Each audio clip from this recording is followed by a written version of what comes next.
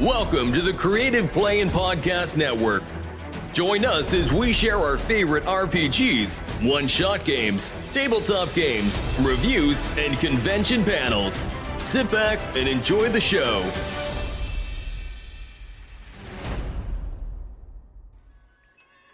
Hi, this is Kelly, aka Trixie from Ragnarok and Roll, assigned to Ragnarok Story, and Tilda Wimblewick from D&D Journey of the 5th Edition.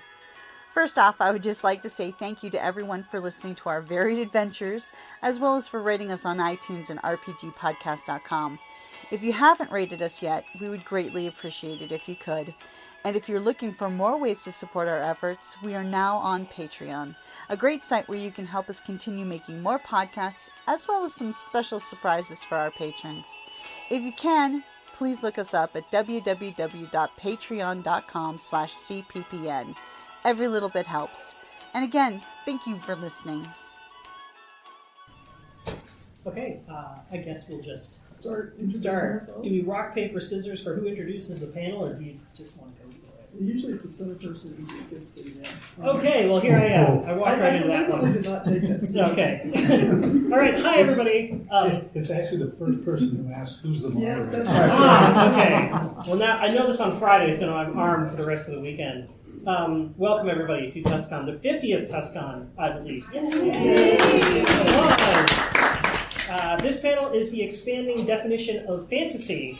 I guess I've walked into the moderator role because I'm sitting in the middle. My name is KJ Kabza. I've lived in Tucson for about 10 years. I write short fiction and have been doing so for about 10 or 20 years. My work has been published in FNSF, Tor.com, Strange Horizons, and most recently in Beneath Ceaseless Skies as of last month. I have several short fiction collections out. You can get the two most recent ones on the Amazon. And come to my signing tomorrow, 4 p.m.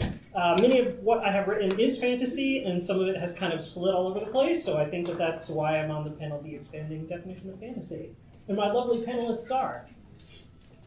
I'm Frankie Robertson, and I have started out with some publications in small press, and then I went to indie publishing, and I have 15 novels out and some shorter work as well.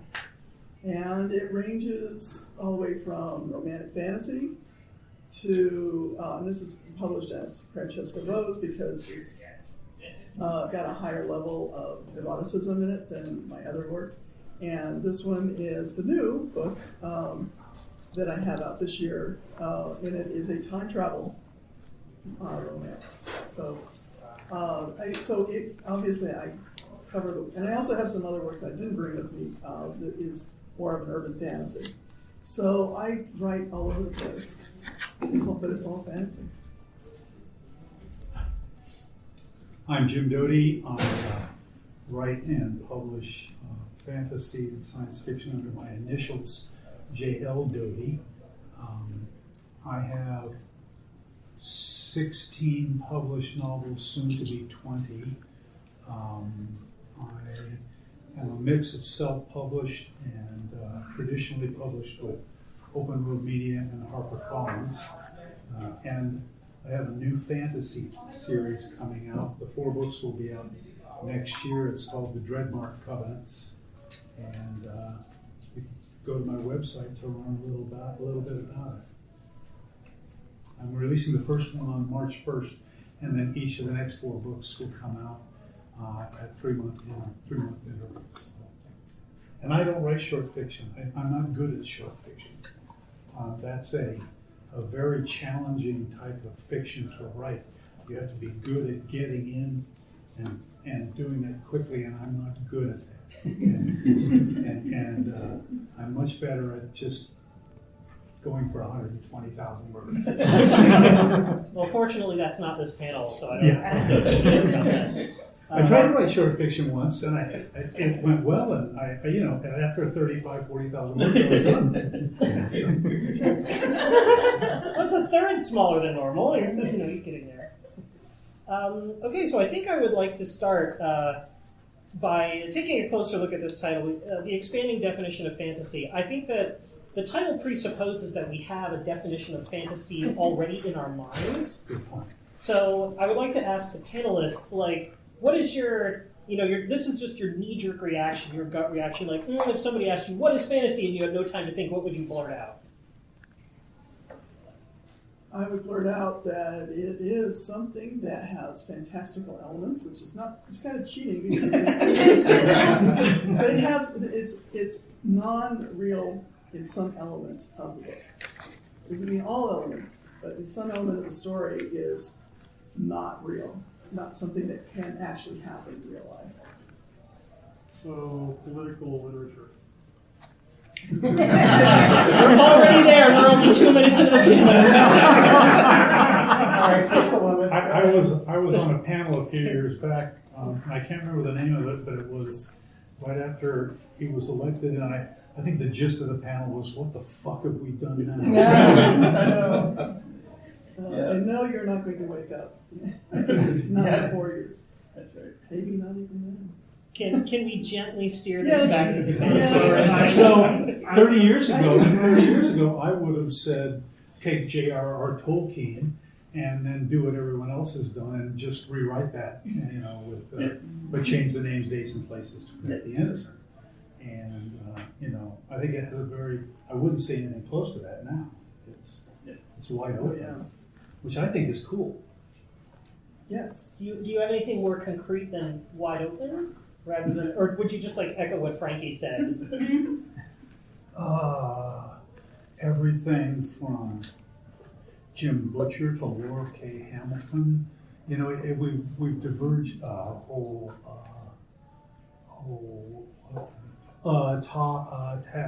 Tad Williams.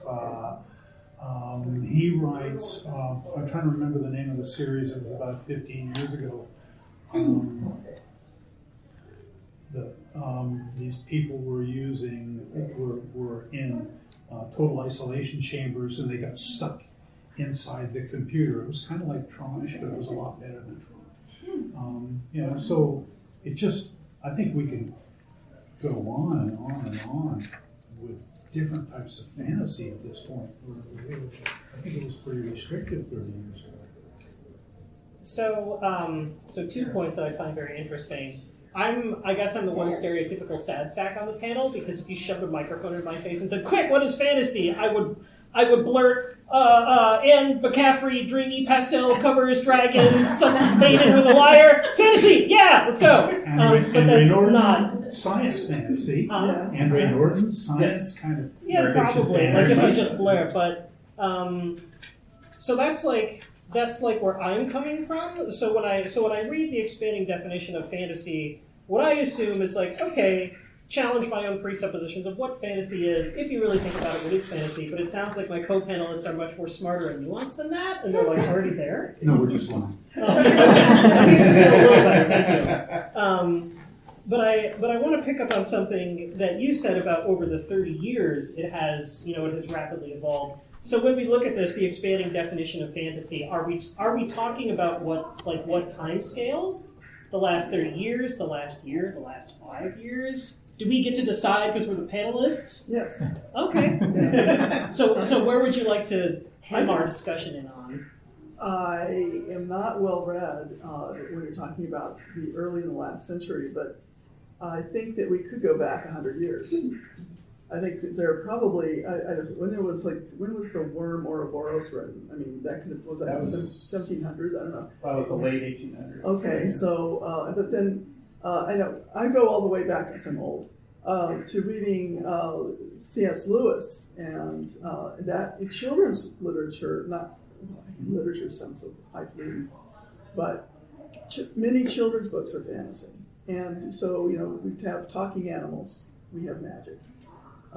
We have, and then what was it? The Gormenghast trilogy is technically fantasy, isn't it? Does it have magic in it, or is it just a bunch of politics? No, not really. No. Okay, so it's just that was political. That's back to political satire. Political satire, and of course, was it Lord of the Rings, which was, again, in the sense, it was oblique political satire because they were satirizing a very popular book.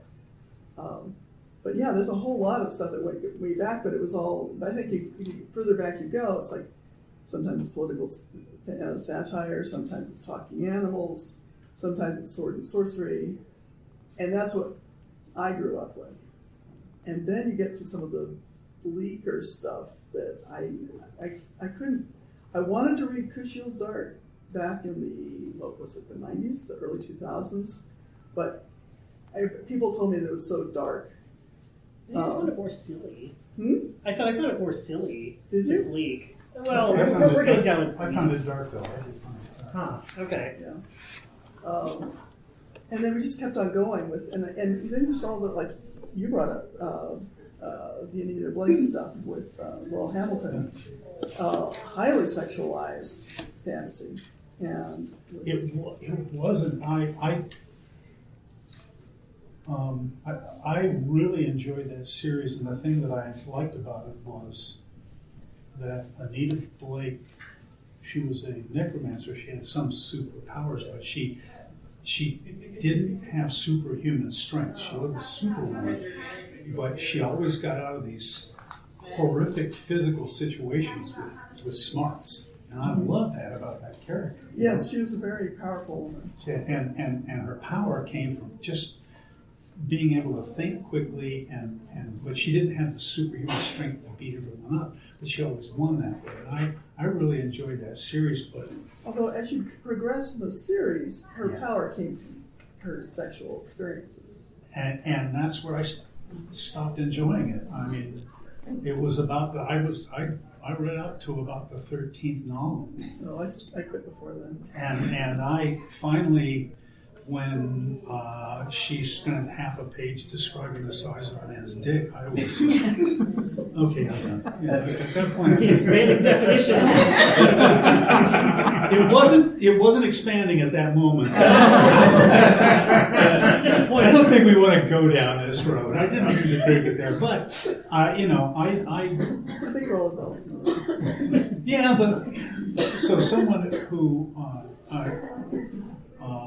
knows more about her Laurel Hamilton's life than I do told me that at that time she had gotten a divorce from her husband and entered into a kind of an open three-way relationship, and she was kind of writing about the kind of stuff that was going on in her life, but it took the magic out of the story for me. Yeah.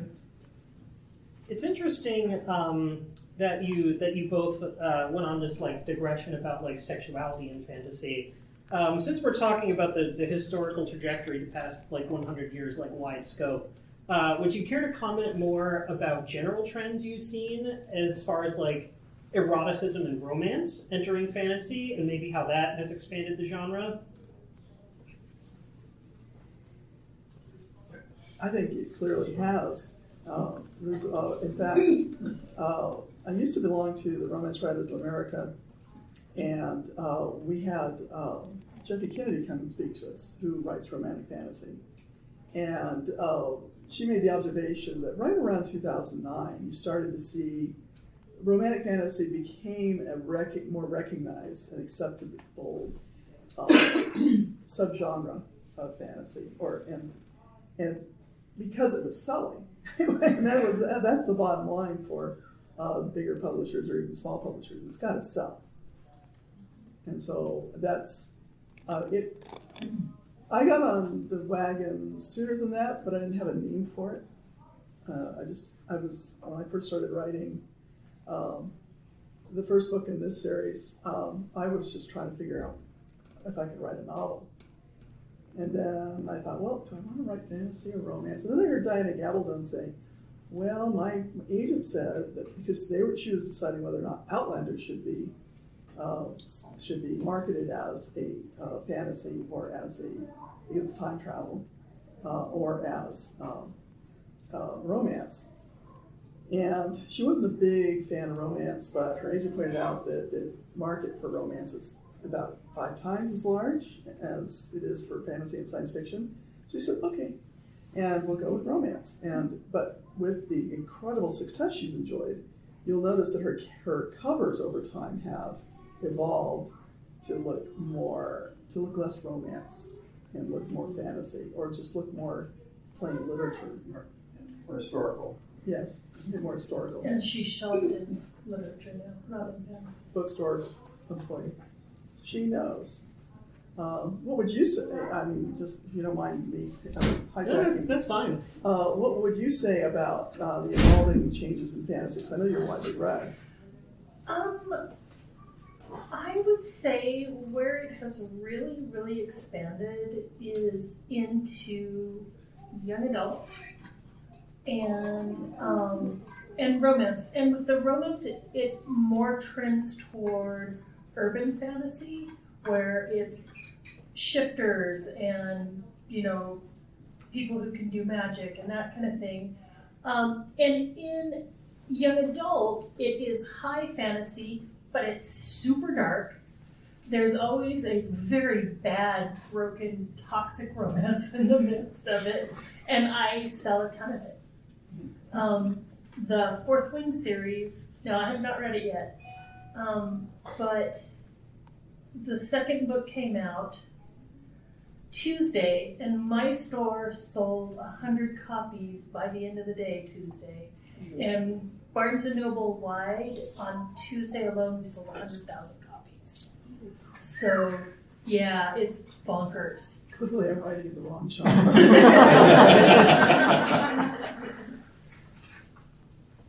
I'm sorry, what did you say was selling well in adult right now? You said Urban smut, basically. Gotcha. And they tend to be highly sexualized. Werewolf shifters, Disney villains is a huge thing right now. Taking things like Lovecraft or Wizard of Oz, or those that are no longer protected under copyright, and making them sexy. That's a huge thing too. When you say sexy, The curtains are definitely open. yeah. So it's I did not understand that there was a difference between sweet and sexy romance until a few years ago. I'm a member of a group on Facebook called Club Indie, and about 90. It's got like 20,000 members, and like 90% of the members are romance writers, and about 10% are science fiction and fantasy. And I got involved with it because I met a young woman who wrote romance, and she started telling me about the difference between sweet and sexy, and I'm, okay, so I got that, Kindle featured deal and thought, okay, I'm going to try a couple of these sexy romances to see what she's talking about. And this was, and now this is not a term that I came up with, but I read an article about this one woman who was a very successful New York Times best-selling romance writer, and she called it mommy porn. And their biggest market is apparently middle-aged married women. Do I have that right? Pretty much, yeah. Traditionally, sweet romances are explicitly Christian romances. If you use the term sweet, it's almost always going to refer to Christianity. I don't know if that's still true. They don't. But the that's writer, what we kind of talk about it at work. The romance writers in this group, many of them are former Harlequin writers, and they've gotten their backlist back. So a typical romance novel is 50 to 60,000 words. A typical science fiction and fantasy novel is 100 to 120,000 words. And they've gotten their backlist back from Harlequin and all these big publishers. And some of these women and men have 40 or 50 things. They've gotten it back and self-published it, and they're making, the poor ones are, making six figures. Right? But they distinguish very specifically, between cozies. Christian is considered Christian romance. Not sweet romance. Sweet romance is meant, what they seem to imply, and I'm an outsider, so I have this impression just from the conversations in the group. But what they seem to think of as sweet romance is the old style romance before about 2005 or so, where it's about the relationship and you move right up to the point where the sex is about to start to happen, and then the bedroom door closes, and that's the end of the scene. Oh yeah, we refer to those as traditional romance. So Okay. Sweet romance is Christian. Traditional romance is that kind of thing where the curtains close, and then erotic romance. So they're not called that way. There's no like signs on the shelves that tell you that, but it's where they're shelved. I didn't mean to take this as romance to say that. No. Because I don't know what I'm talking about. No, I think that's just Actually, you said everything I think is correct. I mean, I am into romance, obviously, and so I think you had it correct in everything you were saying. Okay. Well, I mean, I think this is all very useful, right? Because we're talking about the expanding definition of fantasy, and if a huge part of that expansion has to do with romance-related fantasy or erotic fantasy or anything that dovetails with that teen drama toxic relationship fantasy, which you pointed out, like any of that, then it sounds like it can't be, if you're a serious fantasy reader or writer, it's not a trend you can ignore. So that being said, if you are a self-described fantasy writer in some way, what are you to do? Do you lean into this harder? Do you experiment with this? Do you go your own way? I think you definitely, in my opinion, this is in my own little bubble of the world, you have to put romance in your book. You have to put a relationship that has potential in your book. Not necessarily full-blown romance, but I think back to the work that had influence on me. And Anne McCaffrey's Dragon Riders of Pern, where you had Fleur and Lessa, and you knew that they were moving closer and closer together. There was never any sex. I don't know if they kissed. I can't remember now.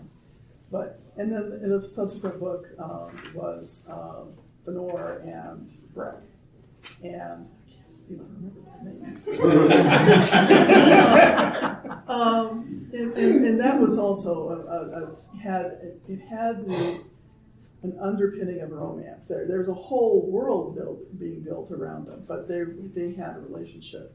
And I think you see, if you look at most movies, whether you're talking about mystery or science fiction or fantasy or whatever, there are relationships. People care about each other, and that is really what makes people, how we work as human beings. That's a really good point. And I think you have just a little bit of, even if you don't get them together on the page, literally or or not, you have that potential for a happily ever after. And I think that's another thing the romance writers have, right? Is that it's not a romance. It's not in the subgenre of romance if it doesn't have a happily ever after or a happily for now. And most readers, and it's not all, but most readers want to have some expectation that something good is going to happen. Now, if you're writing a trilogy and the series arc is not going to be done until the third book or the fifth book or whatever, you don't necessarily, you have a lot more time to develop what's going on. You don't have to do it all at once. You don't have to rush things. But I think, so I typically, most of my stories include both a hero and a heroine, and there's commonly a romance angle between them at some point.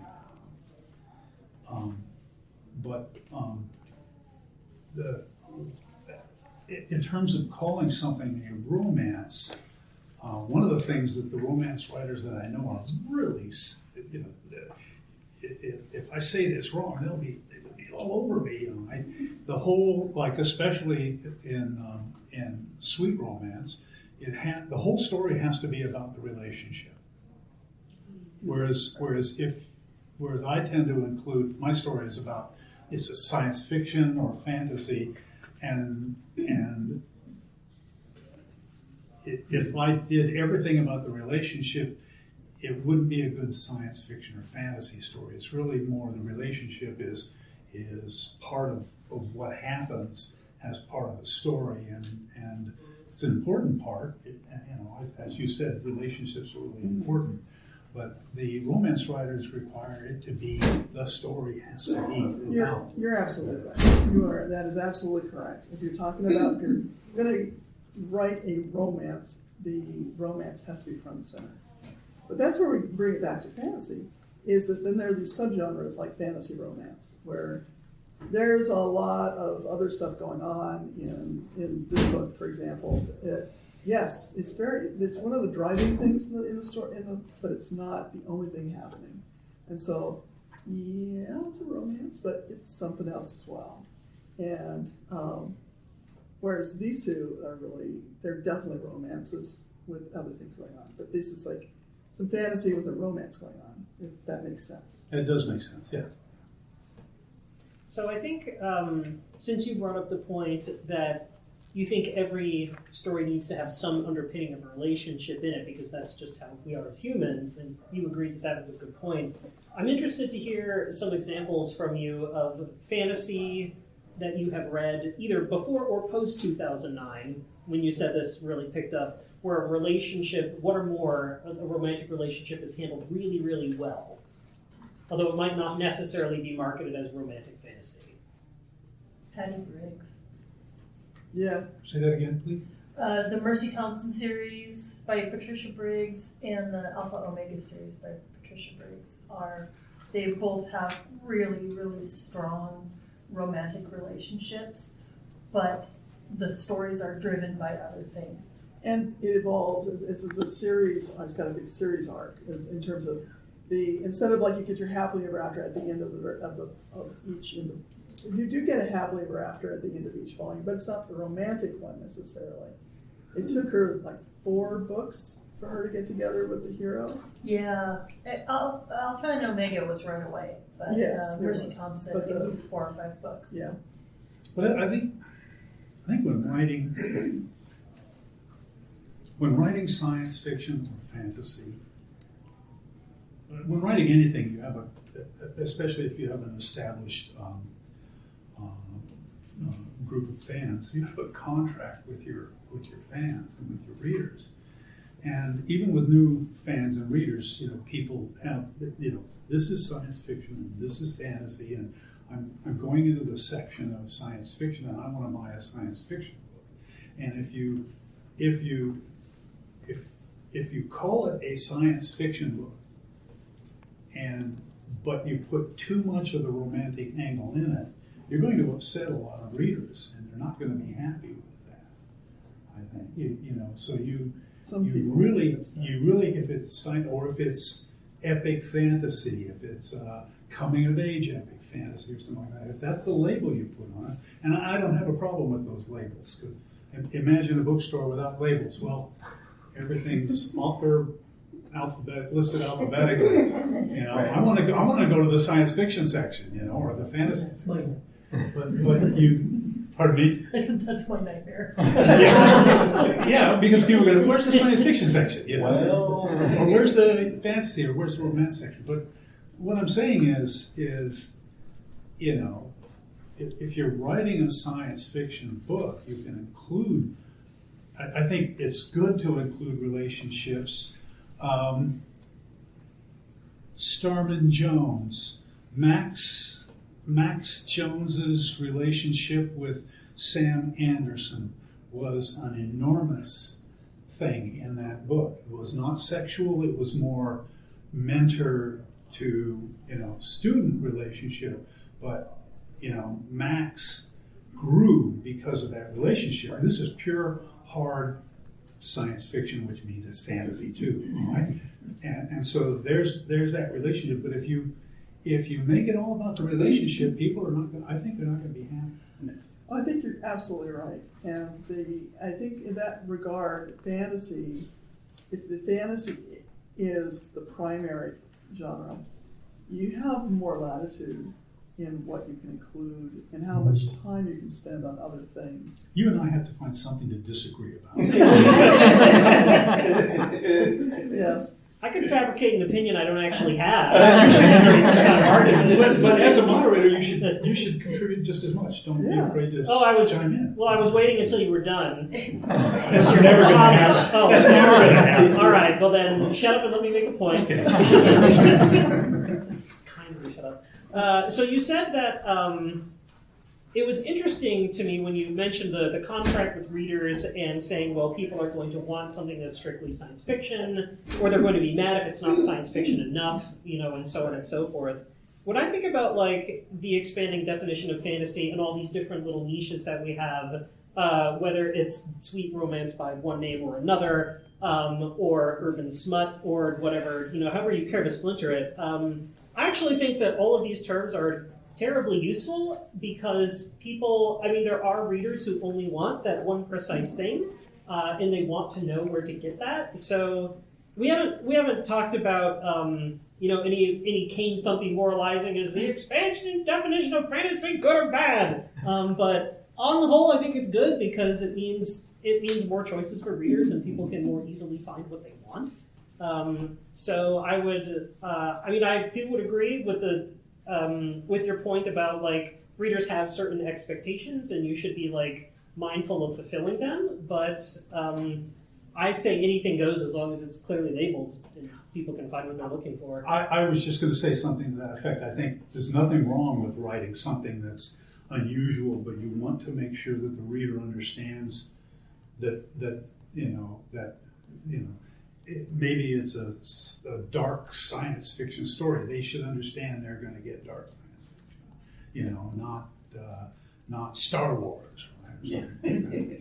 Of course, to some extent, the back cover copy, the flap copy, should also give them some idea of what they're getting. I do remember, I absolutely agree. Sorry, with you about managing reader expectations, and in a way that kind of shaped my recent last book is that I was going to set out to write a Hallmark kind of romance, a Hallmark time travel thing, and I just couldn't keep the sex out of it. But the point I was trying to make, reader expectations, though. But the point I was trying to make was if you put a blurb on the cover that says this is kind of a Hallmark sexy romance science fiction story, then the reader's going to think, some people are going to go, that's going to be, they might not buy it, but some are going to say, well, that's going to be kind of unusual, and they're not going to pick it up thinking I'm going to read a science fiction book, and then go, God damn it, this is not. One of the things too is, I don't know if you guys touched on mystery at all, because kind of what would be considered urban fantasy, or in some cases now they're going with like straight up fantasy, but it has a very, very strong mystery. There's a wonderful hard science fiction book out there. If you have not read the Murderbot Diaries, read the Murderbot Diaries. Very fun. And that is mystery. And it does have a relationship, but it's kind of in the creator versus robot. It's from the point of view of a robot. It's wonderful. I'm glad you brought up mystery, because I had also wanted to ask the panelists, even though we've been largely talking about romance and eroticism and other things that have expanded the definition of fantasy, like what other trends would you say historically over the past 100 years, or more recently as of 2009-ish we were talking about, have contributed to that expansion? And if nobody up here said that they also wrote mystery, but are we going to talk about that, or... I may have mystery elements in mine, but I don't think I really write mystery. You made me think of Simon R. Green. He hasn't written anything in that. I'm trying to remember. It's a really great mashup of futuristic fiction, fantasy. He's kind of a detective, but his mother is Satan, And, He's kind of a detective, but his mother is Satan. His mother is Satan, and the story is frequently about him going out to solve a detective situation, solve a mystery, but at the same time he's got to deal with all these supernatural elements that are getting in his way, and usually trying to kill him, which makes it more fun. But you made me think of that because it's really a mashup of so many things. Has anyone read Simon Green? All right. Did I describe it right? Yeah. But it's really fun. It's a It fun is. read, Yeah, isn't the it? Hellhound Detective Agency too. I don't know about. Was a set of stories about where a detective has a hellhound as his partner. It's like, okay. Ilona Andrews, in I don't remember the name of the series, but she has it's fantasy and romance and mystery, because the heroine, who starts out like the first 3 or 4 of the series before her sister takes over the primary position, is they have a family private detective agency in an environment where the elite families of the area have magic, and they have been controlling a lot of stuff. And this family the kids are showing up to have the level of magic that makes them qualified for inclusion in the elite, and the elite are not too happy about it. In the meantime, she's getting involved with this guy who's another member of the elite, and she's also researching. She's doing a job for a client who was asking her to investigate some other, supernatural kind of event. So that, I think, it includes all 3 of the elements we've been discussing. I was thinking of Tanya Huff's series. I'm not going to remember the name, but they all have the word blood in the title. There's blood price, blood debt, blood, something like that. Around I think 2000, 2005. They had like a show for a couple seasons. They got a couple seasons it was called Blood Ties. Oh yes. I think you're right. Yeah. So all that. Is that Tanya Huff? That's Tanya Huff, yeah. And also, Set in Toronto. you keep raising your hand and we keep just talking. Did you have something to add? Sorry. I was wondering if something that I thought of before I came. Wondering if you're going to touch on how science has changed the definitions of science fiction fantasy. Because when I was a kid, spending my allowance on science fiction fantasy magazine and Asimov, my family pretty much, it was all fantasy crap. And then we were all standing out in the backyard watching Sputnik go over. Yeah. And there was suddenly the differentiation, science fiction, fantasy. Yep. And, in the last 100 years, thinking of H.G. Wells, how much science has moved science fiction and fantasy borders. That is an excellent question. I'm taking notes, so I'm not answering right now. You guys I think it's an excellent point. It's not weird. Well, it's more science fiction. I remember thinking reading an article about how with Star Trek, the evolving level of their own technology made it more difficult for them when they were creating some of the subsequent spin-offs. I remember when Enterprise came out, and they were talking about, okay, we need to come up with a communicating situation, but we needed to be more primitive than it was in the original, in classic Trek. But we needed to be more evolved than what we have now. And of course, we all have cell phones. That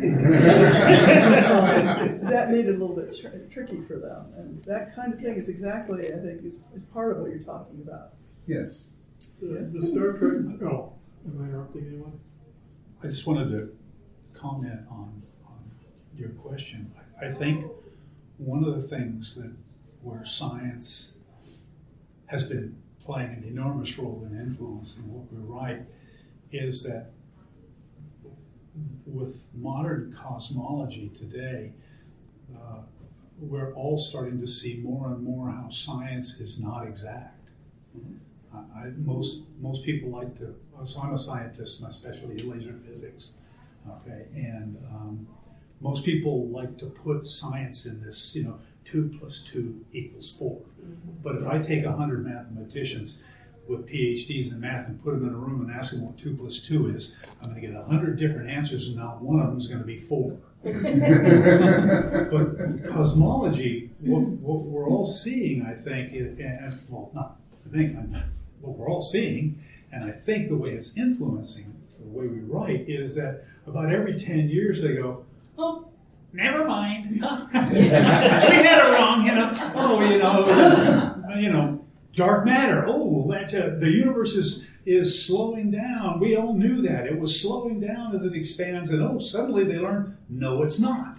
And so now the only thing that can explain that is if there's a whole bunch of matter out there that we can't account for. It's like if I kind of sample and make a guesstimate of all the galaxies and everything in the universe, I can come up with this big number for the total mass of the universe.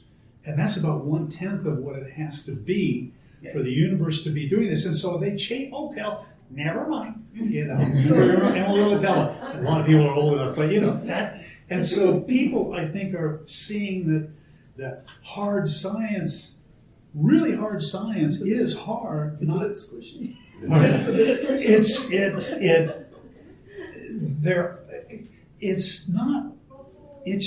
I personally believe it's just so darn complicated that we're never going to truly understand it, but we can always understand it a little bit more. And that's all. And so I'm perfectly happy with it constantly changing that way. But I think you see that influencing the writing in science fiction and fantasy more so than what was happening in the 50s and 60s, where everyone kind of perceived it as... They thought they knew how it worked. Yeah. And you made me think two things when you were talking. Is that one was, so as we change, as our understanding of the universe in reality evolves, one could say that science fiction becomes fantasy because if you find out that, what we thought we knew is not true. But then I thought, no, that's not true. It's because we still look at H.G. Wells as science fiction. It's a time machine, for example, as opposed to calling it fantasy. It might be science fantasy, but it's really only because it's not true, because the world doesn't work that way. But it was still, and I think really the difference between science fiction and fantasy is the approach, is the expectation that we can figure this out. There's a way to understand the world, and even if we don't understand it by the end of the book, we have the sense that there is a methodology, and there's a scientific method, and we can figure things out. Whereas with fantasy, sometimes fantasy includes a certain amount, like schools of magic, where there are rules, there are ways of doing things. And in a sense, it's almost like a science fiction approach to fantasy. But it's also, there's a certain amount of hand-waving in a lot of fantasy, where we're not going to explain too much about how that wardrobe transported poor children into another universe. Take your pick. I certainly do a lot of hand waving. Trust me, hand waving is one of the most important scientific elements for good scientific papers. Yes. I'm interested also in the elements of things that we popularly think of as science fiction, but have just been grandfathered into science fiction, even though they're clearly fantastical, but people haven't really moved them in that way, like time travel or FTL. Of your choice, and all that science should have said, oh yeah, this is clearly fantasy, but we're all just so used to seeing it in the science fiction section that we go, oh yeah, that's totally. That's all you have to do is say fashion engines, and then you're there. And what was it? Oh my gosh, was it back in the 1930s or 40s? When the Lensman series came out by E. Doc Smith. E. Doc Smith. Yes. I loved those when I was a teenager, and a friend of mine said he he was trying to read it to his teenage sons, because they started when they were kids and they just kept on reading stuff. And he said, when he got to the Skylark series instead, he said, I just couldn't do it. I mean, it was so sexist and but he will still quote this line from the Lensman series of what our human Lensman says to his friend, because multiple races throughout the universe, some of them they earned their right to be Lensmen, which are these special elite people who, we won't go into details, but anyway, one of them is a snake-like insentient being, and our human says, "Attaboy, Wurzel, long may you wriggle." And he quotes that periodically. I forgot what I was going to say. But I did see that you had your hand up. Yes, so on the topic of time travel, I don't believe it's the time travel itself that would be science fiction. It's the mechanics behind it. If you're time traveling with like a spell or a ritual, then it's fantasy. But if it's like a machine, it's the mechanics behind the fantastical element, not the fantastical element itself that is science fiction versus fantasy. That is a fair point. Nobody looks at Hermione's time turner and says, science fiction! So Stephen Hawking, in the last years of his life, wrote a scientific paper in which he is serious. This is not science fantasy, in which he is trying to prove the existence of the multiverse. And unfortunately for him, when we have a space telescope that's like has 10 times the resolution of the James Webb telescope, or maybe 100 times, if we can make certain measurements and they don't match what he predicted, we can prove him wrong. If they do match, it doesn't prove him right though. So it's kind of an article of faith, That's science though. You can disprove it. Pardon me? I said that's science though that you can disprove it. Yes, make it falsifiable. Yeah. So now, oh boy, let's not get that. But if you make the measurements and they do match the cosmic microwave background signature that he predicted, that's what he said, then you don't prove him wrong, but you haven't proven him right, so you can't not predict it. Right. What? We are actually nearing the end of our time, so maybe we should just put that on the I have no idea what I just said. We'll just scratch that. So that we have like 5 or 10 minutes at the end, so we can clear out and move to our next panels or whatever. I'd like to wrap things up nowish and ask our panelists if you have any thought on where the expanding definition of fantasy is going next. No. Dale Doty. No, but give me the floor and I'll talk. I had one thought before we even came into this, and the kind of definition was with vampires and things coming on the scene. That implies that changed everything. But 40 years ago, Andre Norton was writing the Darkover series, which is a mishmash of space travel and magic and stuff like that. Marion Zimmer Bradley. Not Marion Zimmer Bradley, sorry. Marion Zimmer Bradley was writing this mishmash of space travel. Thank you for correcting me. We do have something we do. But, so there has been, going back 40 years, there's been all sorts of variations on fantasy and science. So I don't think it's a new thing. I think mishmash has always been there at some point or other. Yeah, I just don't think it's a new thing. So. Well, that sounds very smart, so I'm going to half copy what you said. And I'm going to say that I don't know where the expanding definition of fantasy is going, but we'll have been there before, but when we get there, it will be new to us. And the panel!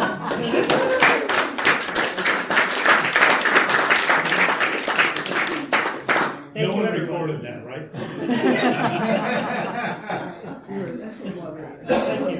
They'll hold you on what you said on science.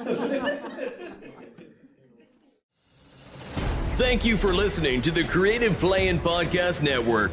If you enjoyed our show, please check out D&D Journey of the 5th Edition and Ragnarok Enroll a Scion Hero to Ragnarok Story. Also, check out our Patreon page for more content and behind-the-scenes things, as well as joining us for a one-shot game or two.